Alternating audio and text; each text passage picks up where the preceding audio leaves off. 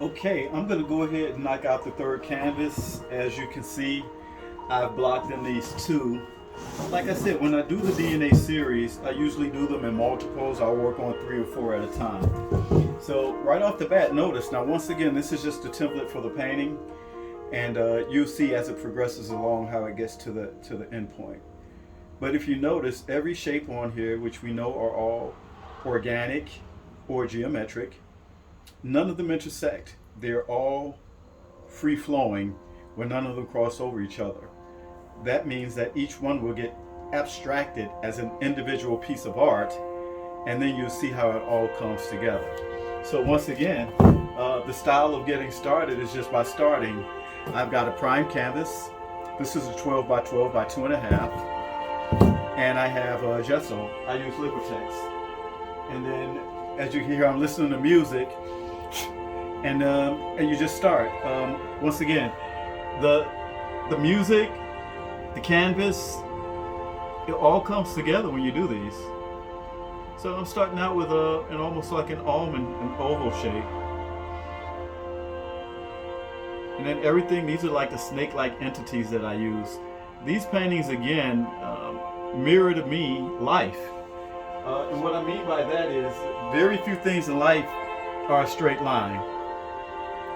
Time, we know, goes in one direction. But everything else, it's very hard to say that it's a straight line. So what I do with these, and once again, the whole process is free flowing. What I do with these is try to mimic life or mimic a day. If you think about all of the components that make up your day, there's so many things, so many people, so many different things. And at the end of the day, they all come together. It's a million different pieces. And then at the end of the day, it's this thread that we use that comes in between and just kind of sews everything together. I'm going to definitely show you a video on that. That's going to be a lot of fun. But love is a common theme in my paintings. I'm going to go ahead and put a nice heart right smack dab in the middle of this one. You paint from a place of love, you can't go wrong. And this is my passion and my purpose. And a lot of these are in a series that I've been working on for some time called my Life and Love series. So all of the titles relate to life or love in some way. And I love just the different shapes and what they allow. Once again, individually, they'll all be different. It starts out as a black and white canvas, but by the time it's done, it'll be anything but black and white. And as you can see, I'm not thinking, I'm painting. I'm trying to cover the negative, and once again, understanding that every single shape that I put on here is going to have to get adorned with color. It will be individualized. So it's like doing a lot of small paintings that collectively turn into one big one. It's almost like that. Let's do something fun over here. It doesn't have to make sense. Once again, you can start out with an oval, put a straight line through it, and then put a circle on each end. Almost like a robot. So this is very organic, but it's comprised of geometric shapes. And so what I'm doing here again is I'm just trying to cover the canvas. I am covering it with the negative, but notice how all the shapes morph into each other. They all simulate. So it's almost like the shapes that I put down kind of tell me what to do next. Anything in life that is not organic,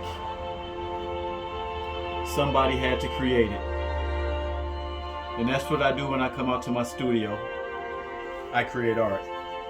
I know that every time I come out here, something is going to exist that didn't exist when I came out here. So I don't have symmetry between these two. And once again, these don't have to be perfect. These are the broad strokes. This is just getting the painting started. The true life in this painting comes about once all of the shapes start getting colored. Triangles are always nice shapes. Once again, we're back to organic.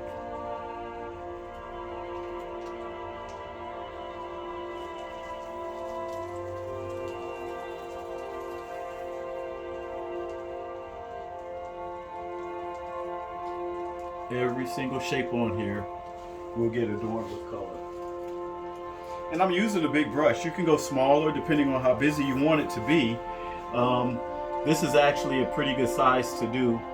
The colors are going to be bold and it's going to read very well.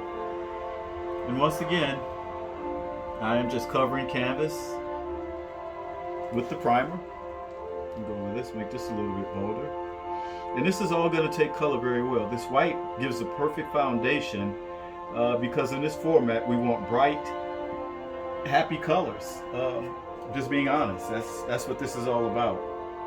My paintings reflect life, and I prefer to paint that side of it as opposed to anything else. So once again, there's the broad strokes. And then once we add color and detail, we'll have something like this. So this started out just like this. It's no different. And what you'll see me do in subsequent videos is I'll come in and I'll sew this. So you'll notice there's no white in this. When I do these, I intentionally don't use the color white until the very end. And that's what I call my thread. And I'll use it and sew it all together. And even when I add the white, every single one of these pieces will be sequestered or will be individualized, encapsulated in the white by itself, so that once again they get to shine on their own. Every piece here is an individual. 1, 2, 3, 4, 5, 6, 7, 8. These are all individual paintings to me. And you see how it all comes together. Thanks again for watching, and you get to see the progression of these. And next video up, I'll go ahead and complete one of these out so you can see how it gets transformed with the thread. Thank you.